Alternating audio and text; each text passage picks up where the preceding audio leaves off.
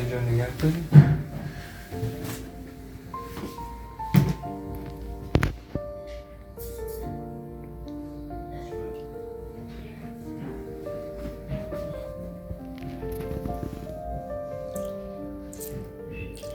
بهتر خیلی سوالده.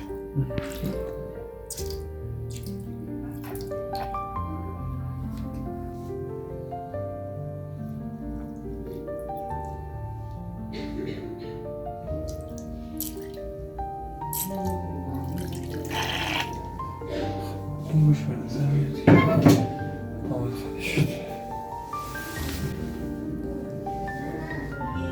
این گوش دیگه کارش تمومه. اشکال نداره. اون سمت فقط یه بار نیاز بزن. خب بذار یکم سرت میچرخ کنی. خوب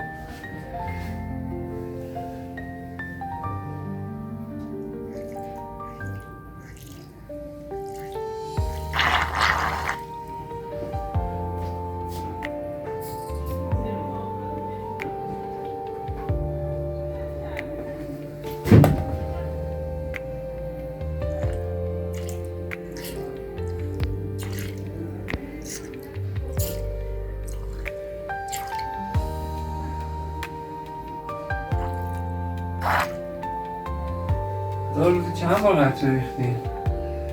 3 بار آقای دکتر. از پریشب رختم، صبح رختم، صبحش رختم، دیشب رختم، صبحم رختم. حالا یکم کم قطره ریختی. قطره ها باید بدین کس دیگه بریزه که مستقیم تو. آره بعدش هم باید دراز بکشین که بیاد بیرون. بریم به من اینا. بیدست ما خدمت شما.